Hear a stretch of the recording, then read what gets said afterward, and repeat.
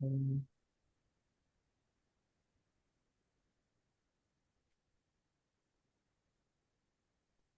okay.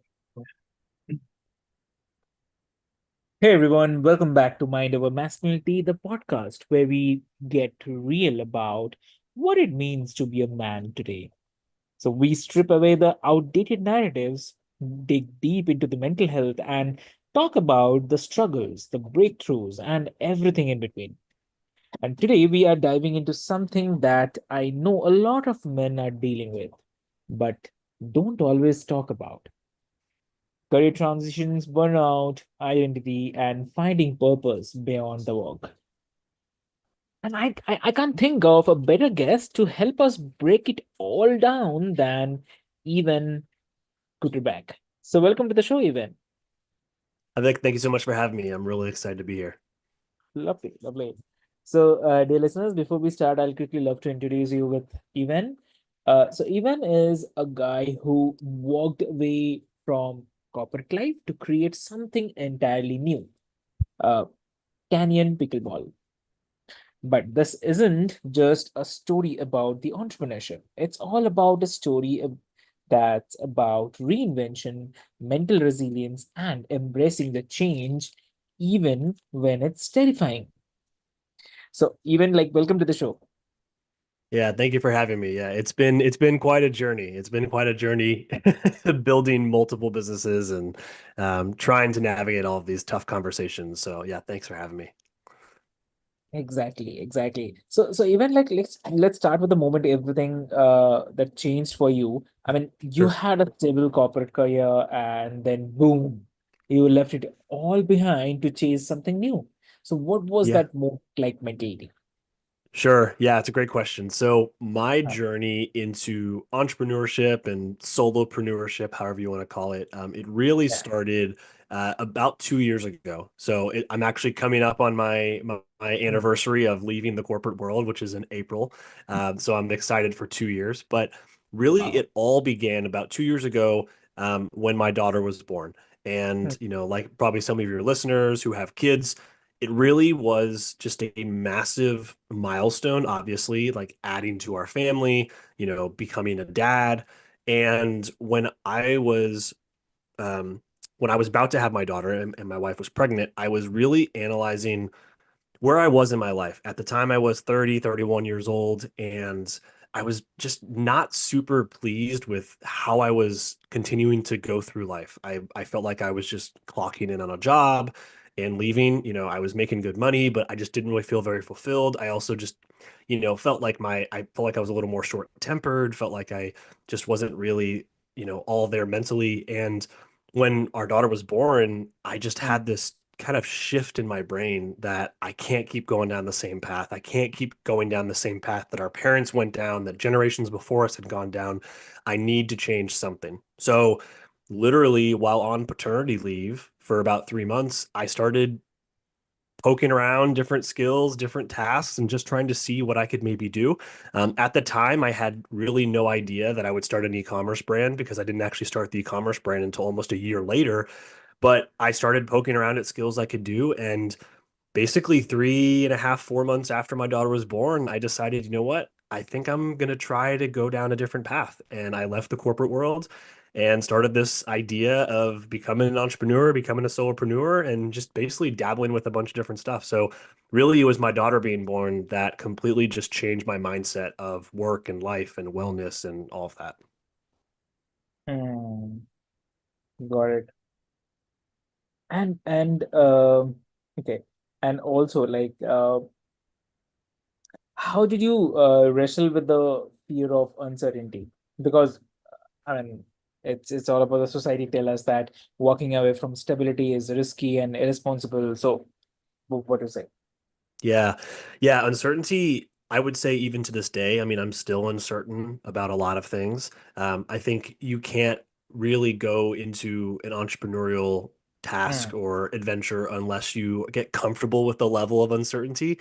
And True. honestly, I think, even becoming a parent, right? Like, Mm. there's a lot of uncertainty with becoming a dad. There's a lot of uncertainty with, these major life changes. So I'm still not certain. And I think what has Yeah. helped me the most in being comfortable with being uncomfortable, being comfortable with Mm. that uncertainty, is knowing that all of us, all other men, all other people that are out there are all also dealing with the same things, right? We are all kind of unified by this. And to think that anyone has it all figured out, to think that everyone has the perfect plan, it's not true. So I think when you understand that we're all going through different levels of uncertainty in our life, whether it's career, whether it's as a parent or whatever, that kind of provides a little bit of solace, knowing that we're all unified by that, honestly. Yeah. Got it. Got it. So, also like I think that's something a lot of guys relate to, and we are taught that our value comes from being providers, from having a solid job and not rocking the boat.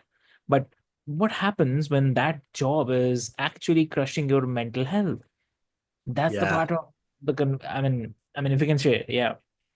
Yeah, that's a it's so funny because when I got introduced to your podcast and just what you're creating here, I was really excited because Huh. exactly what you just said, that is still to this day one of the hardest pieces, right? When I decided to leave a really stable corporate job, I was making really good money. I had great benefits and everything. I decided to, obviously take a step back. I at that point was not making much money at all.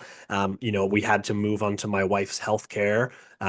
She was, then the main provider. And, my wife and our family dynamic, we are very much a 50-50 split with how we take care of our daughter, with how we are raising our daughter and how we work together. We don't really have a lot of the normal Mm. gender roles. But what I will say, there is, like you said, that stigma as a man, as a guy growing up in society, that I need to be the provider, that I need to be the one that is, able to protect my family and all of that. And so that pressure was really hard. It was really, really hard. And it was something that honestly, me going to therapy, I started therapy about 5 years ago. I would not have been able to get through those tough period of time about 2 years ago without my therapist. And ultimately, and this is something I maybe shared when I reached out to you initially about, just being on the podcast here because I love what you're doing, is the idea of vulnerability. Because again, something that as guys we're not really taught much growing up. We're not taught to be vulnerable. We're taught that vulnerability is like a weakness and it's not something to be looked at as a strength. Whereas I see vulnerability today as the biggest strength of, a man. It's also the biggest strength, in my opinion, of, a successful business person, is someone that can be vulnerable about things working well, things not going well. And so to your point, Avik, the with the uncertainty and also just the stigma of, being raised a man, and being the provider, I think being vulnerable about that was a massive piece, right? To go to my wife and say, look, I'm struggling with this, right? I am really struggling with this and I need help kind of talking through this. So yeah, it was tough. It still is tough. Got it. Got it. And so let's talk about the big one, the success. So you left corporate life and you built a brand with a mission, but success probably looks a lot different to you now than it. But that did a few years ago, right? So how has your definition of success changed since leaving 9 to 5? Yeah, it's a great question. My level of success really has changed because at the time, honestly, my level of success was kind of dictated to, it was directly correlated to the amount that I earned. If I was making more money, I was more successful. And that's really how I saw, myself and other people that I was around. But now that has completely flipped on its head, whereas, there's been months now as a freelancer, as a, business owner, where I've made well more than I've ever made working in the corporate world. But there's been Mm. months that I haven't. And so that imbalance is tough. But to your point, right, like, Yeah. understanding like that success can mean different things to different people. For me now, success is being able to pick up my daughter from school at 2 p.m. because I had a light day and I want to spend more time with her. Success for me is taking off a Friday and not having to ask PTO because I'm a business owner now and I decided I want to take a Friday off and my wife and I go get breakfast in the morning instead, right? So that to me is success, creating the time freedom that I want, and knowing of how I spend my time. So success means a lot of things to different people, and so ultimately it's whatever works best for you in your life. I don't encourage people to go down this path if it's not right for them, because truly being an entrepreneur and being a solopreneur is not for everyone, and that's okay. But you have to find what success means to you and work to achieve that every day. Mm, exactly. Understood. So, okay. And also like I have to say this that I mean, this conversation is really a masterclass in taking the risk, prioritizing mental health, and redefining what really matters. So, if someone who is listening right now is at that crossroads, burned out, questioning what's next, then what's one thing you would tell them? Yeah, and it's great that you asked that, because I I get people reaching out to me, eh, probably at least once a day on LinkedIn, on Instagram, because now that I've kind of carved this path as someone who has, like you said, I was dealing with a lot of burnout, a lot of mental stress, anxiety, depression, everything.